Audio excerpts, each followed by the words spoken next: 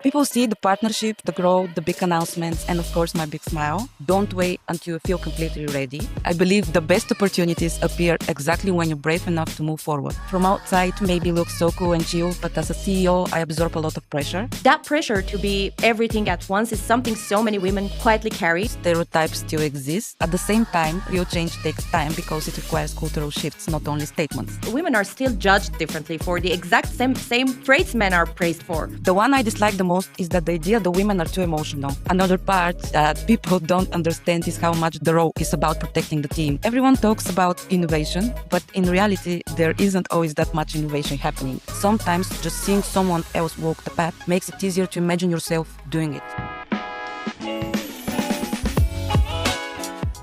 Hi, everyone, and welcome to another season of Peach Marathon Podcast, the show where we meet innovators from iGaming world and hear their stories straight from the source. This season, titled Pretty Serious, is dedicated to Women's Month and to the brilliant women moving this industry forward. Today, I'm joined by Victoria Igbauboa, CEO of iGaming Entertainment, who's here to share her insights. Vicky, thank you so much for joining me today. I'm really happy to have you here. Thank you, Maria, for your invitation first.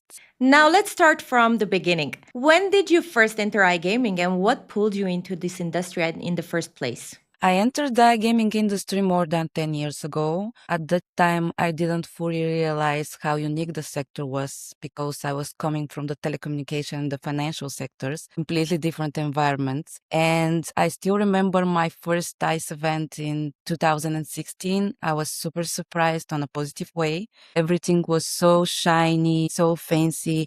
And I had never expected such a large event with so many companies involved and such incredible energy. What was really kept me in the industry is the dynamic.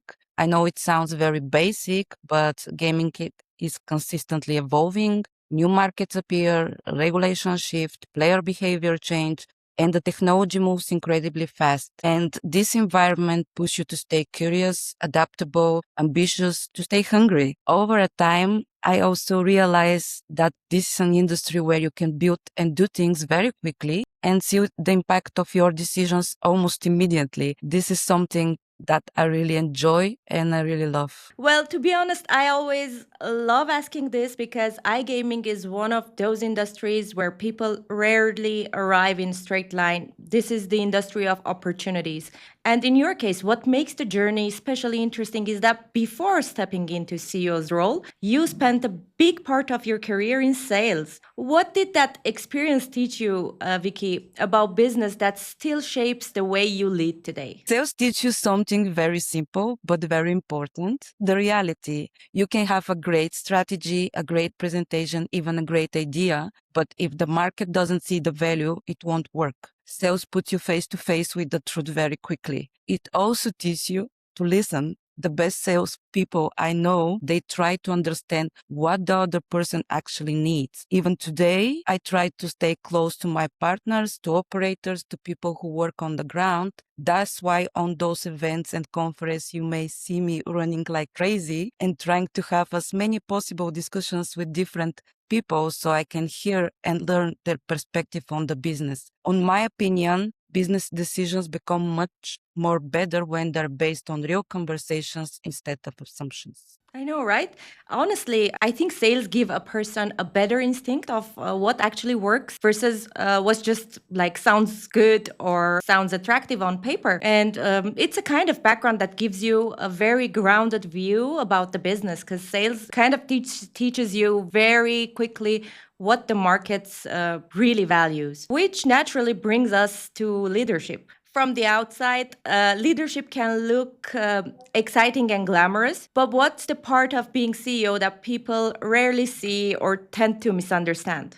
People see the partnership, the growth, the big announcements, and of course, my big smile. From outside, maybe looks so cool and chill, but as a CEO, I absorb a lot of pressure. I carry that quietly because the team looks for me for stability. Even when things are unclear, you still have to provide direction and confidence. Another part that people don't understand is how much the role is about protecting the team, protecting their focus, their motivation, and sometimes taking their external pressure so they can perform at their best. Vicky, that's such an important point because people usually see the visible side of leadership, the wins, the announcement, the confidence, but not the weight behind it. And that actually connects really well to something I think a lot of people, especially women in leadership, will relate to. Looking back to your own journey, was there even a point in your career when you didn't feel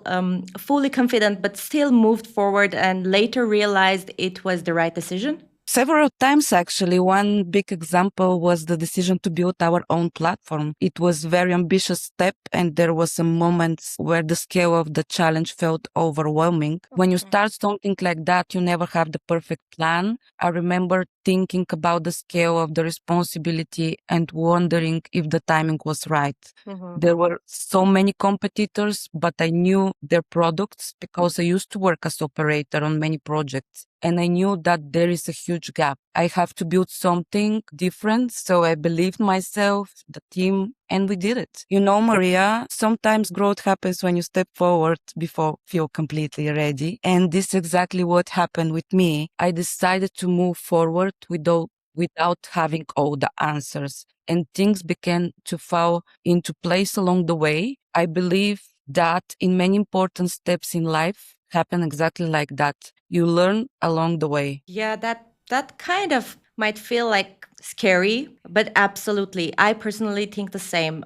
That some of the biggest career moves happen before you feel fully ready to step out of your comfort zone, because that's the cozy place that we like to just to chill in. So many people assume confidence comes first when reality sometimes confidence only comes after the decision. Since this season is dedicated to Women's Month, I also want to go a little deeper into women's in leadership side of the conversation. Do you think the industry has genuinely changed the women in leadership, or has the language changed more than reality? I think the progress is happening, but slowly. The conversations around diversity and representation has definitely become stronger, which is a positive thing. At the same time, real change takes time because it requires cultural shifts, not only statements. What encourages me is that we now see more women in the leadership roles across the industry. Visibility matters because it shows that these positions are possible. But we should also be honest, stereotypes still exist. Many women, including myself, still feel that they need to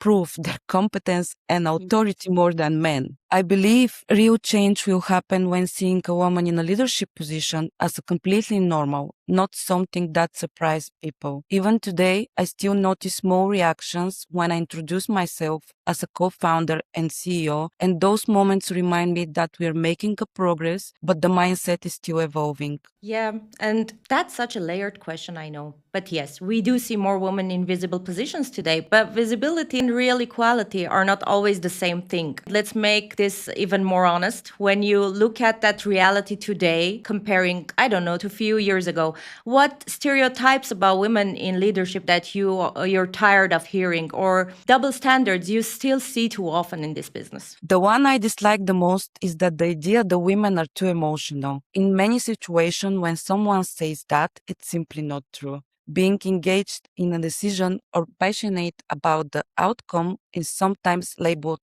as an emotion, when in reality it's simply commitment and responsibility. Good leadership requires awareness of people, good communication, and the ability to stay calm while making a difficult decision. And that's a quality every strong leader needs, regardless of gender. I know, but still, I don't know why they point out being emotional as such a bad thing, because we use that emotions to help us. Being emotionally intelligent is such an important thing. I think that's where it gets especially interesting, because sometimes the double standards are not loud or are not obvious. They are subtle, but they are constant. And honestly, I think women are still judged differently for the exact same traits men are praised for. Comparing to a few years ago, I can see a huge change, but it's still like present, which leads perfectly into this question. What's one expectation placed on women leaders that men rarely experience? I've noticed that women leaders are often expected to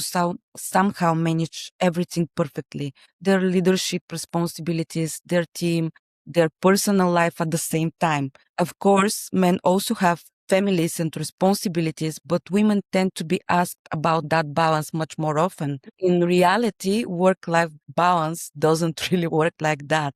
Over a time, I've learned that the important thing is not trying to be perfect, but being clear about your priorities and having the right support system around you. And I think the industry is slowly moving toward a place where leadership is judged by competence and results, not by assumptions about how someone managed their different roles and their personal life. I agree. Even the definition of success defined differently.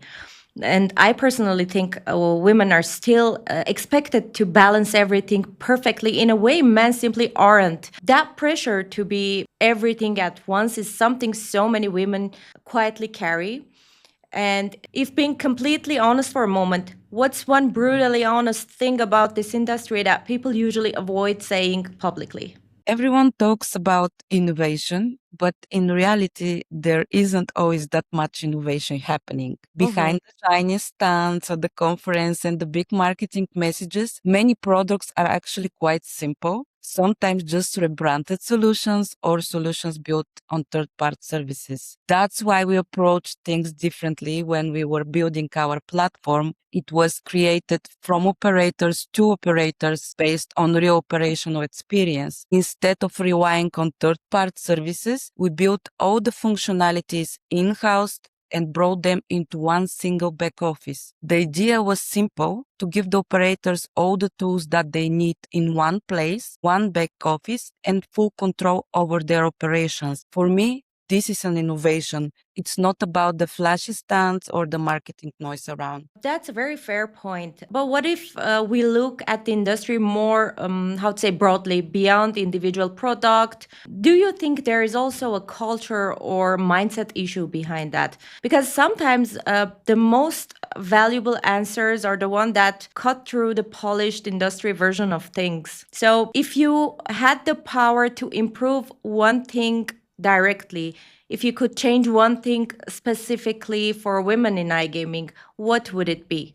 I would focus on mentorship and visibility. When you're early in your career, it makes a huge difference to see people who have walked the path before you. When younger professionals see women leading teams, building companies, and make strategic decisions, it change what they believe is possible. Sometimes just seeing someone else walk the path makes it easier to imagine yourself doing it. Vicky, such a great point because change becomes real when it's practical, not just inspirational. So, I want to close on a note that might actually help someone listening right now. For a woman who wants to grow into leadership roles in industries that are still largely male dominated, what advice would you give them? First, stay curious and keep learning. Industry like ours move very fast, and those who remain open to learning are usually the one who grows the most. Second, surround yourself with people who inspires you and supports you.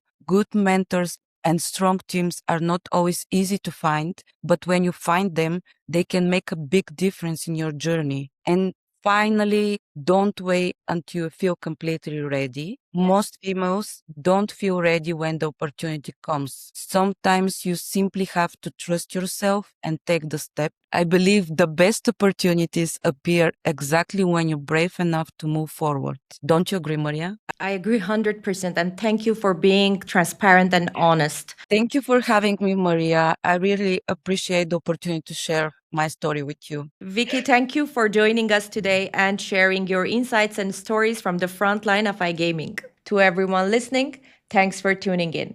If you've enjoyed this episode, make sure to follow, subscribe, and share it with someone who loves a good industry story or just someone who likes hearing smart people talk. Until next time, stay curious, stay bold, and of course, keep pitching.